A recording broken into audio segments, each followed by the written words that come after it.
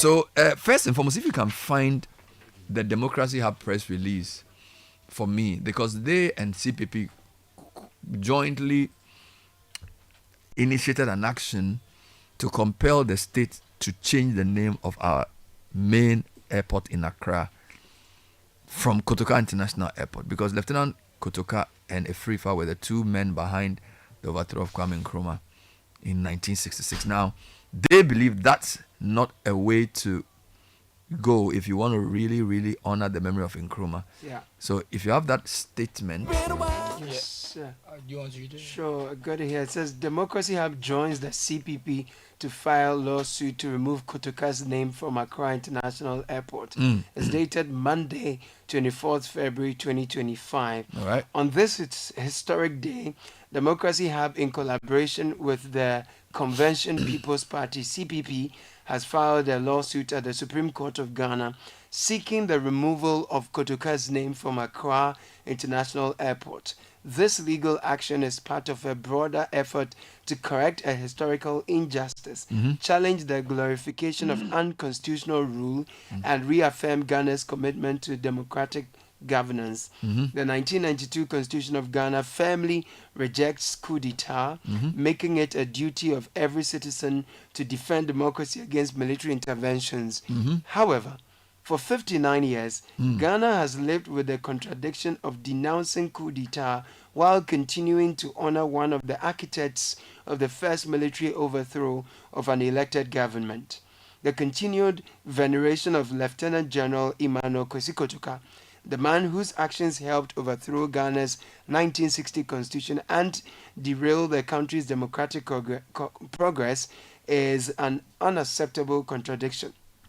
The naming of the Kotoka International Airport, enshrined under the General Kotoka Trust Decree 1969 NLCD 339, is a state-sanctioned endorsement of an illegal regime change. It is time for Ghana to make a clear statement that it stands against unconstitutional rule, not just in rhetoric but in practice. Democracy Hub also expresses its profound gratitude to the team of lawyers at Merton and Everett LLP for their industry commitment and painstaking work in making this case possible. This lawsuit is the result of rigorous and painstaking legal and archival research. Democracy Hub calls on all Ghanaians, civil society organizations, youth activists, and defenders of democracy to support this legal challenge. This is more than a court case. It is a national reckoning with our past and a reaffirmation of our commitment to the rule of law. The fight for democracy is the fight for Ghana's future. Signed, Democracy Hub. Now, there's a funny little The one from statement the CPP have sent, which Yes. seems to sort of throw a spanner in the works. What are they saying? So, disclaimer: Convention People's Party not privy to Democracy Hub writ against Attorney General filed at the Honorable Supreme Court on Hey. 24th February 2025. Wow. So this one says the attention of the Convention People's Party has been drawn to a writ filed in the Honorable Supreme Court today, 24th February 2025, between Democracy Hub as second plaintiff and the Honorable Attorney General as defendant. The said writ lists without its permission the Convention People's Party as the first plaintiff. The Convention People's Party would like to inform Ghanaians that it has not given any legal entity its permission to use its name as a party in the self-same writ. Neither has it instructed any personality or corporate entity to issue the said writ. The party has taken steps to remove its name from the action and entreats all and sundry to disregard any attempts to associate the Convention People's Party with the said suit. Thank you. Yours, comradely, Comrade Kwame Nkrumah Butsu, Esquire, General Secretary, Convention People's Party. Fred, can you call the CPP General Secretary for an interview? Because this is quite interesting. Yesterday, the story came that this was a joint action between CPP and Democracy Hub. Now, we're seeing a statement from the CPP dissociating itself from this action. I thought that's some way. I'm not sure if we have to get clarity on this. Maybe some rogue elements of the party went to say their part, I guess. Yeah, That's probably what happened. Because Say it again? would be strange. I said some rogue elements of the party must have said, "Oh, we are with you," because it seems strange that Democracy Hub would just put the CPP's name on it for no reason, like for just by the way. It just seems very, I don't know. Yeah, we'll get clarity from both Democracy Hub and CPP. But I think there's a big discussion, and there are two schools of thought here. Some people think that we cannot live yesterday through today's eyes, and that what happened yesterday was possibly because of at the time that was what was to have happened. Yeah. And so trying to judge everything that happened in history from today's standards is not the way to go. Other people also believe that, like the UG did with Gandhi's statue, when you have new information and when you come to a certain day of reckoning, you take actions to show your new reality. So the Legon people basically said they couldn't have Mahatma Gandhi's statue at the UG, and the system had to comply because they believed that some of the things he said did not represent what they believe in. The values did not align. All right. So I don't know where you guys are on this. Maybe let's listen to Kweku Dakwankra's view. He was sort of basically saying he thinks that they are making a constitutional argument and therefore they have a case. He's a historian I interviewed yesterday on the point of view. I think it's something that should be pursued, you know. Naming of monuments is about things people have done. We give honor, we give respect, we show that the nation is grateful. So when people are writing history and then someone is honored, usually the term used is that a grateful nation honored him with order of Volta, with order of Saint so and so, with the OBE. A grateful nation does that because the nation is grateful for what you. All right, so that was. I'll come back to this, but let me speak to the convener of the Democracy Hub, Oliver Bakavomawa, on this action in relation to the background and also what is emerging that some people in CPP are saying that they were not privy to the action. Oliver, thanks for joining us. Good morning. Hi, good morning, Bernard. Hope you're doing well. Great. So yesterday we saw this release, which coincided with, of course, 59 years of Nkrumah's overthrow. So we saw the correlation there. For how long has the hub been contemplating this action? Give us some background to the action. So the action and the research behind it has been going on for at least a year. We've been putting together the record. We've gone through the archives to be able to establish how the 1960 Constitution came into being, the very events of the 21st February 1966. So if you look at the suit itself, there's a long list of historical material that is referenced in order to make sure that we are getting this correct. So it's gone on for at least a year. Wonderful. So the main argument is that what? Just put the argument in context for us. Yes. So in 1993, the Supreme Court held that public resources and the public institution cannot be used in the glorification, celebration of any act that overthrows a constitutional government. This is what is called the 31st December case. Now, this case builds up on the jurisprudence of the courts in that to be able to determine whether, in respect of the Kotoka International Import, as well as a trust which was created under the General Kotoka Trust Decree, were done in connection with the overthrow of the 1960 Constitution. And if that's the case, is this supported by the 1992 Constitution? That's the thrust of the argument that is being made here. Wonderful. Now, there was a statement I saw from a CPP on a CPP letterhead claiming that they were not consulted in being first, I don't know what the word is, plaintiff in the matter. Did you engage CPP in this endeavor, and how sure are you that they are with you in this matter? So it was also forwarded to me this morning. It's in fact surprising that we had the consent of the CPP.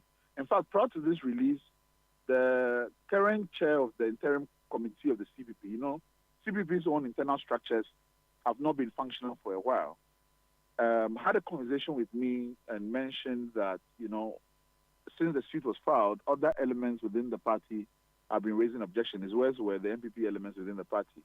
To be honest, we are a bit also surprised as to what is going on the CPP end. But as far as we are concerned, we have had reach out from the former flag bearer of the CPP and others who said they are prepared to even substitute the CPP in the matter if it's going to cause unnecessary confusion and delay. We don't really want to get into internal divisions within the CPP on this matter in fact. Okay, so I can understand why you chose the legal route. Some people would have felt that you could have just appealed to the president to, by executive order, change the name.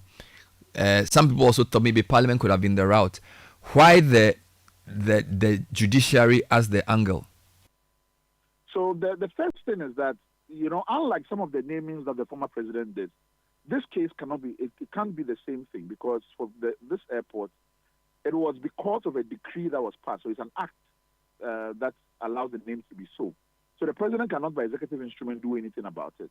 It has to be through the instrument of parliament for the executive to repeal the law. Now, we can work in chew gum. The presidency can determine that it is interested in the matter, and for which reason it's going to instruct the Attorney General to introduce a bill which removes the name if they were so inclined. But for us, it is the bigger question, particularly because we have become the most stable democracy within our sub-region, and where the sub-region is tearing apart over coup d'etat and other things, to reaffirm the Ghanaian commitment and the 1992 Constitution's commitment to a democracy that evolves and changes itself through the mechanism of the democracy itself. That's what we are giving the court the opportunity to be able to pronounce loudly. And we think that development is also useful, and that both things can happen at the same time. Finally, the main argument I've heard against this is that it's not necessarily prudent to judge historical events with today's eyes, because at the time that Nkrumah was overthrown, he was a despot.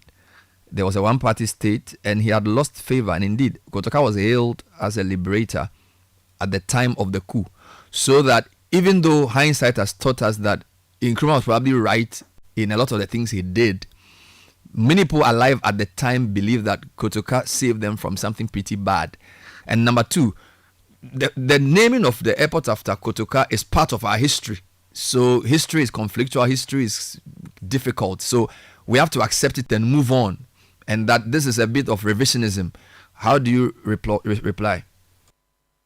On the first question, one of the things that we are very particular in this suit is not to open the Pandora's box into judgment on Nkrumah's record, or even think that it is prudent for us to engage in the conversation as to which constitutional democracy is deserving of a coup d'etat.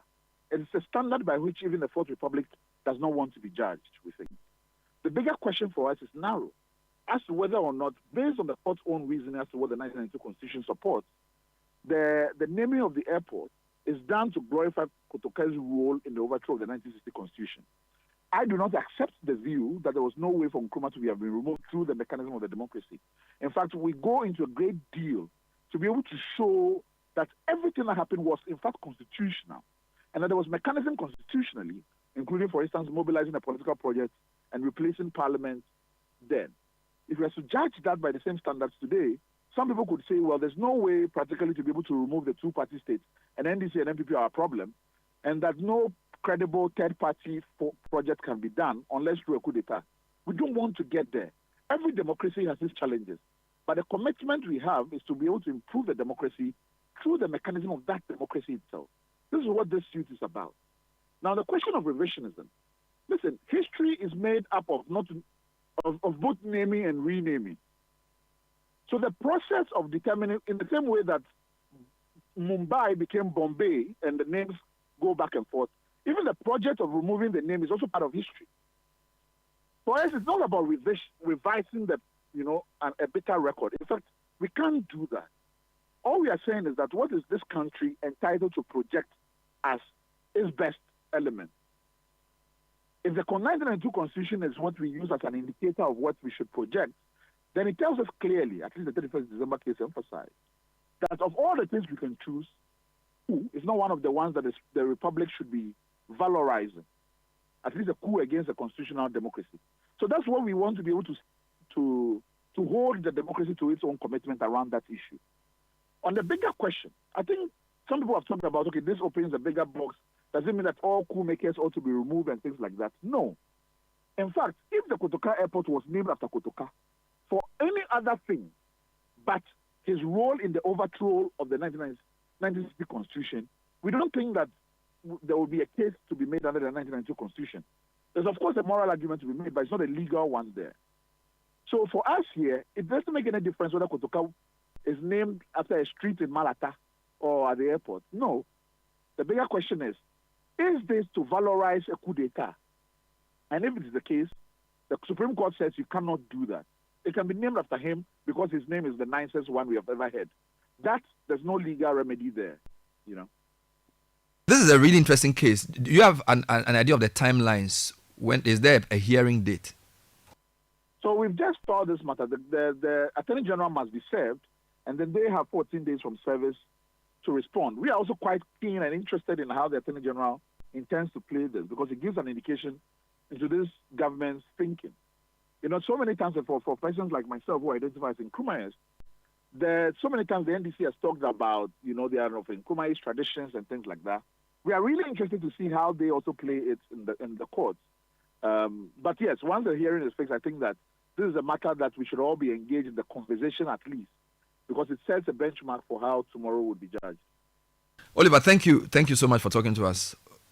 I appreciate it. Oliver Bakabumama is a convener of the Democracy Hub, and very interesting case. And guys, the reference to the 31st December case for me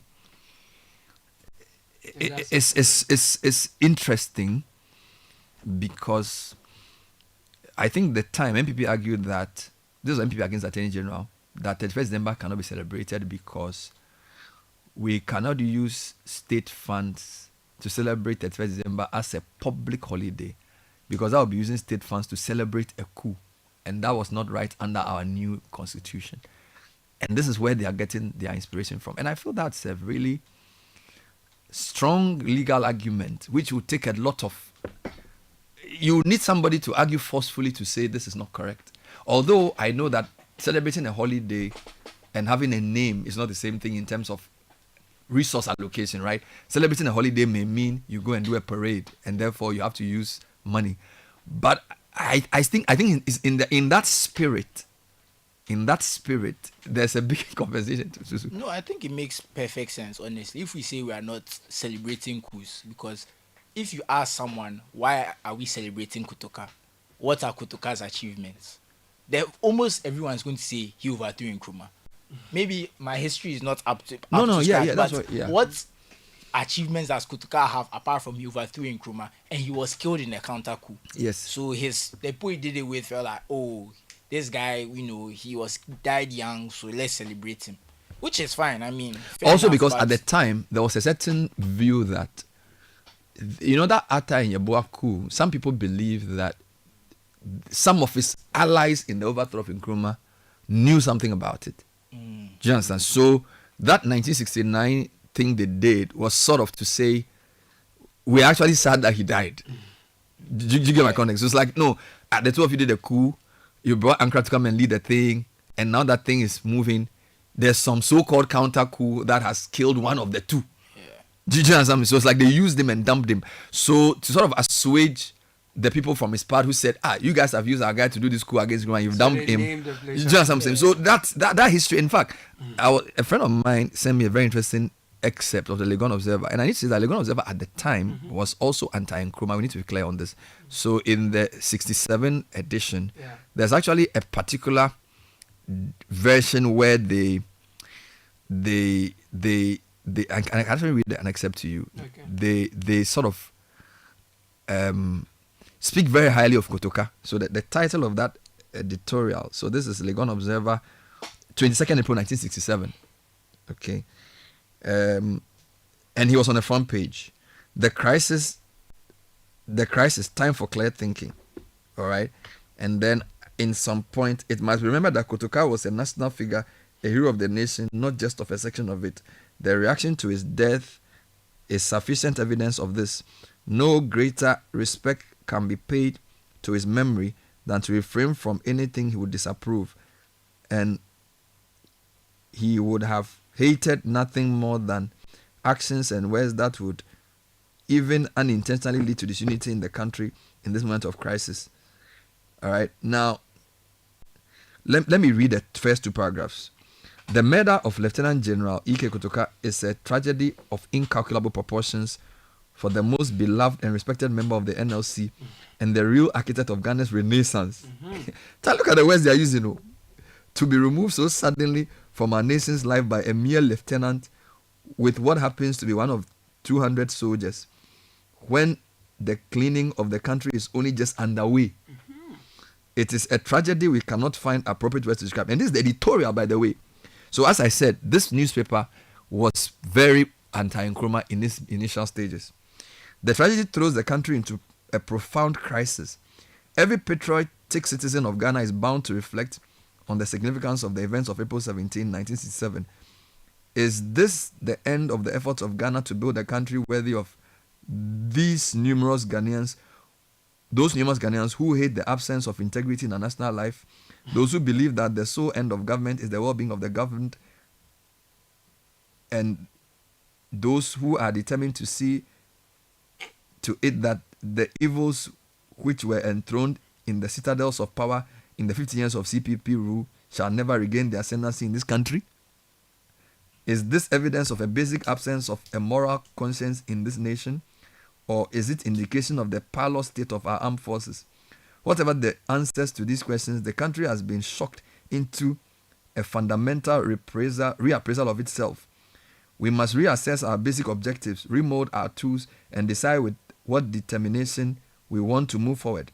The murder of Kotoka must rouse us into a greater awareness of those values in the pursuit of which he made the supreme sacrifice. Nor should we forget the emotions and suspicions that have been roused by this brutal murder. Many a man and woman have been thrown out of their normal frame of mind by the sheer enormity of the crime. Emotions of the most dangerous kind have swelling up, and there's a danger of a most destructive backlash. Free rein is being given to the most vicious kind of suspicions. The wagging tongues are at work, and they are lashing out at the most unlikely victims. It would be a great mistake to underestimate the combined effect of all of this. Yet it is precisely in a situation like this that calm is needed the most. The nation needs to bring all its reserves of moral and intellectual resources to bear on the present situation. Above all, it must remember that Kotoka was a national figure, a hero of the nation, not just a section of it. The reaction to his death is sufficient evidence of this. No greater respect can be paid to his memory than to refrain from anything he would disapprove and would have hated, nothing more than actions and words that would even unintentionally lead to disunity in the country in this moment of crisis. Let me end. Mere words, however, will not suffice. Decisive action is needed to assure the public. The public must be satisfied that a thorough inquiry is being conducted into the events of April 17 and that no attempt whatever is being made to cover up any embarrassing facts. Such an inquiry must aim at answering fundamental questions, such as we pose elsewhere in this special edition. After the inquiry must come punishment, swift, unremitting, and certain. There must not be the slightest delay. Time is of the very essence of this exercise. The public or a section of it must not be provoked into taking the law into its own hands. Also, there must be no talk of reconciliation at this juncture.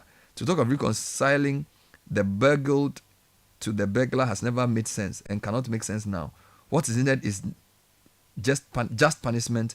Without this, there can be only injustice and no reconciliation. So this is the Legon Observer's at the time view. I mean, I'm quite shocked to see some of the way they describe the Nkrumah regime. Yeah. And talk about a time of national renaissance and how they will not make CPP come back to power, that they've been under 15 years of tyranny. And to think that we are alive almost 60 years later, we see the people who did the coup as nation wreckers, and that Nkrumah was on the right path. But they lived through some of his dictatorial tendencies, and they believe that. Yeah. And of course, I'm not sure if the Legon Observer's view is the view of the whole country. So I have a document I've pulled up here. It's a CIA document. Oh, Lord. It's a CIA document published 11th March 1966. It's called The New Regime in Ghana. And then it describes, there's a part that calls the current situation in Ghana. This was just after the overthrow. I could go through some. Yes, why not? It says 2 weeks after the coup, there is no question that the forces which carried it out are firmly in control throughout the country. All regular army units and even the Special Presidential Guard evidently rallied to the elements which spearheaded the operation within a few hours of its initiation. The well-organized network of police disarmed and purged by Nkrumah 2 years ago following an attempt on his life by a policeman has been rearmed, giving the new regime additional muscle. The small Air Force and Navy have also endorsed the change. It is similarly clear that Ghana's present rulers enjoy the enthusiastic support of the vast majority of the populace. The U.S. Embassy in Accra has reported that the publicized anti-Nkrumah demonstrations there have, for the most part, has been genuinely spontaneous. No curfew has been imposed and none has been needed at any time since the coup, and military personnel were removed early from the streets and most non-military installations. Moreover, not one of the many prominent Ghanaians outside the country at the time of the coup has declared for Nkrumah. Everybody ran. Most top officials who were traveling with Nkrumah, even old ones who were personally close to him, have returned to Ghana and pledged support to the new government. 5. This reaction among Ghanaians bears out recurrent indications in recent years that virtually all segments of the country's society had become alienated from Nkrumah, the hero of independence, 9 years ago. The erosion of his once massive popularity stemmed mainly from his arbitrary rule, his pro-communist proclivities, and especially typical American. the economic squeeze and dislocation felt at all levels beginning around 1961. This is just for the intellectual. No. This is very important because we all know the role the CIA played in Silver. Exactly, that's also. But that does not also mean that everybody in Ghana was happy with Nkrumah's rule. True. I think that for me, a couple of things here. The people, a lot of people who were alive at the time are not alive here today. Yeah. So to capture that moment may not necessarily, we won't have the full facts. Yeah.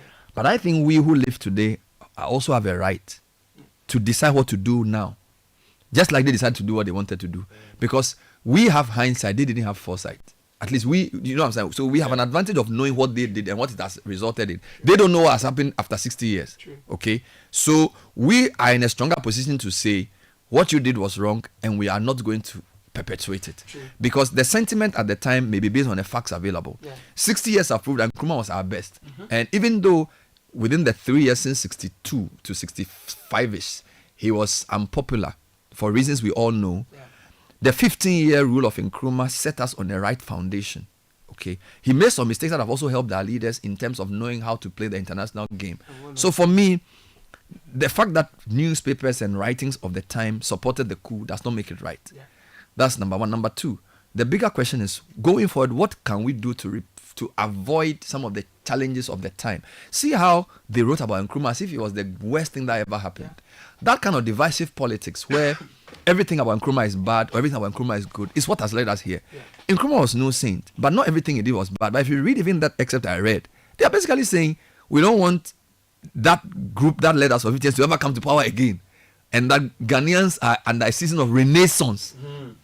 I mean, really? But you know, it's funny. Renaissance. It's funny because I see people talking like this about the previous government. That's the point. We need to be careful. Just right now. We need to be careful. I guess it's just part of public. Like sometimes when you go through something and you feel like, wow, I've really suffered. Yeah, but that's, you see, but Susu, which is why somebody wiser than I said, those who refuse to learn from history are bound to repeat it. Yeah. I am saying we need caution. NDC is in power today. They got a very strong mandate. They need to be very careful how they govern so that the situation they came to save us from does not become worse. Yeah. Okay? And those who support the NDC, who brought the NDC to power, should not think that the best way to support the government is to say everything they do is correct. If they do wrong, point it out. If they are dithering on galamsey, call them out. If they are blowing hot and cold on corruption, let them know. Our loyalty must be to the state and not to a party. The problem we've had is that everybody believes that once they feel strongly about something, means that thing they feel strongly about is the only thing. You get my point? I feel like this is a very good lesson for us. You may change the name for all you want. A lot of things that we celebrate today, our children may come and change it. A lot of things we celebrate today, our children may come and say we've not done a good job. So I think it's more a time of reflection. Whether the court case assists or not is not as important as what we learn from the past. And I think the way we do our politics today, we clearly don't learn anything. We clearly don't learn anything from the past. We are repeating the same mistakes. We are still fighting each other. We are not putting Ghana at the center of anything we do. We are being very parochial in our views, being very corrupt as well, very, very dishonest. And that's not a good thing. Now we are not happy with that generation. We said, how did you kill this Nkrumah guy? This great guy. You know, but the nature of the politics, the bombings and all the things that happen around him probably forced him to become the despot. So we need to be very careful how we govern, and we must speak truth to power. I think the best chance we have as a nation is to prioritize two things. Prioritize the country over your personal interest, and prioritize the future over the present. That means don't eat everything today. Think about the next generation. Lay a good foundation for them. Don't leave them in debt and crisis. Sacrifice today so your children have a better future. All right? So, like Susu and myself, all of us here, we went to, arguably, we had a better chance than our parents, because most of our parents were the first or second generation to be educated in their family. All right? So they had to go through a lot to get education. They've given us high quality education. So our parents have done better for us. But you can say the country itself may not have done better for us, because on an individual level, our parents have done a great job. All right? But collectively, we have more students than accommodation offers. We have more people graduating than jobs are available. So this is the lesson. Doing the best thing for your family is not enough to save a nation. All right? Susu's father did better for him than his father did for him. Same with my father. Same with Godfred's father. So, and I'm sure your father as well. So our parents did a great job for us individually. But the lesson of nation building is that it's not enough to do it good for your family. It's not enough to do it good, because even though my father gave me a better education than he got, when I went to Legon, I was in a worse state than he went to, because when he was in the Kwafu Hall, he was only 2 in a room. I was 10. When he did sociology, they were like 30 in a class. We were like 300. All right? When he finished job, there was a work. When he finished university, there was a job waiting for him. We had to struggle to work. So even though he did better for me, the society hasn't done no. for you. So if you want to help a country, giving everything to your family members doesn't solve the problem.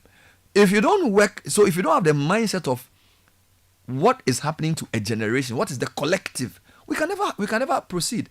And I'm sure even our parents, your dad listening, may agree with me. Yeah. Quickly on this one, we've run out of time. I'm looking forward to how this case goes. I'm happy that it is premised on a matter of law. It's not emotional, because a lot of the conversations around this are emotional. Okay, so I'm looking forward to how it goes. I'm a supporter of removing Kotoka's name. Let me put it out there clearly. Yes. There are ways that we can still read about Kotoka and learn about Kotoka without naming a monument. Foremost, because I do believe in that Supreme Court ruling. And here's the thing for me. Kotoka did the coup, personally, and this is me being emotional, although I'm fully. When Kotoka did the coup, he was a lieutenant colonel. The following day was a major general. Just the next day. By the time he was assassinated, he was a lieutenant general. Head of the armed forces. Think about it. How within a year. So if you're, how do you say, your motivations are pure. You do something today as this lieutenant colonel. The following day you promote yourself. I mean, he deserves it. He saved the country, so he deserves it. So again, if perhaps we decide to go into it, we'll break down what did he do, all his achievements. That's not conversation for today. But I'm simply saying that, simply on the basis of the ruling that we had, the 31st December movement, 31st December ruling, I am a keen supporter of removing Kotoka's name from the airport. I'm not a supporter of naming it after Kwame Nkrumah. Those are two different issues. So you believe that the case has legs to stand on, I think and you want the case to succeed? I think the case has legs to stand on, and I hope it succeeds. Same for you? I think the logic checks out of the case, because if we say 31st December is celebrating a coup, and we have to look at Kotoka's achievements, because he died within a year of the coup, right? It was February 66, then April 67, he was dead. What did he do in that 1 year? They say he was part of National Renaissance. According to the story I just read. It's not even just to be this, but what can you actually do in 1 year? You get what I'm saying? If you think about all the people we talk about in this country as transformative leaders and stuff, which 1 year can we say that he did from 67 to 66 that puts him in the ranks of national heroes and that kind of stuff? Did Kweku give you a clue as to why Arthur and Co wanted to take over? You know, there's a controversy around that. For just 1 year. You see, some people believe that counter coup was instigated by elements within the NLC itself. There's a lot of conspiracy theories around it, which is why his naming in 69 was to appease. In fact, the article I read, people felt like they had used Kotoka to remove Nkrumah and then they got rid of him through this so-called counter coup. Yeah. That's what I'm saying. Yeah. So, look, guys, this is very controversial. So you think you support the idea? I mean, the principle is there. If we are going to say we can't celebrate certain things, because for me, unless someone can bring very good evidence that Kotoka has other achievements apart from the coup, then it can stay. That's all. Because you know, if you stretch your point, because somebody will bring Rawlings in, which is why you're asking our achievement. Because Rawlings overthrew a legitimate government. But Rawlings was also democratically elected. Yeah, but that has not vitiated the fact that he removed Liman, who was genuinely voted for. I don't disagree, and that's why December 31st they said we can't celebrate it, so we have to celebrate other things. That's why we have Constitution Day on. Somewhere in town? No, not quite. It's, but we have streets Rawlings Park and parks that are named. To be fair, Rawlings actually didn't want. In fact, when Rawlings started UBS, he didn't even want his name to be named after him. If I remember correctly, he didn't even want things named after him. It's when he died that they started naming things after him. Or things were named after him more because of like. So you believe that the case has legal legs to stand on? Yeah, once we've decided that this is the precedent, as far as I understand that we don't celebrate coups. This is what the courts have said. It's only sensible. No, it says we don't use state resources to celebrate coups. But I guess state resources are being used to name the thing, unless the name is not important. But you know what I'm saying? That no, it's been named. I'm thinking of the case. I'm thinking now like just devil's advocate. If I'm a lawyer for the other side, I'll say okay. In the 31st December case, a holiday is something substantive that you spend resources on. I agree. But a name of a place does not incur any. But you see, the holiday is about the idea of glorification and celebrating something. So if you name something after someone, you're not just naming it. It's to say that this person is important. They've done something. Because I'll give you an example. I know Canada. If you look at the airports in Canada, who they are named after, prominent politicians in the area. Yeah. So Moncton, near where I went to school. Yeah. Romeo LeBlanc, he's Governor General from the area. Yeah. Lester B. Pearson, Prime Minister of Toronto Airport. Okay. Stansfield International Airport in Halifax. He was Premier of Nova Scotia and Leader of the Opposition for years.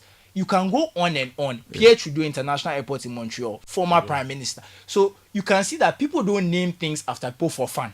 But it's to show some respect. Aloski, did we not remove Gandhi statue?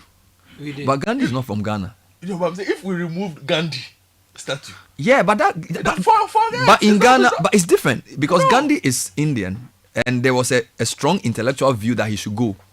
But Kotoka, there are people in Ghana who believe that his name should stay. Oh, that's fine. But I'm just saying, you're sitting here. If we took out Gandhi with no qualms, it is Kotoka you are worried about. In the meantime, so are lacing their boots to have this place renamed after the Ghana chief because they said the airport is sitting. So is it Niamugi or which of them? No, they say Ni Aje Onano the fifth. He's the La Mancha who rakes his tool to give most of the last two lands to the state for national development. Quick. So he deserves they should finally join that. But you see, all I'm saying is that Charlie, thank you guys. The president is there. So if you say we are not celebrating coups, you should go. Bring the achievements of Kotoka, then we can decide whether it's worth it. I like the case. I think that's I'm with you on this. I'm absolutely with you on this. We'll take a short break.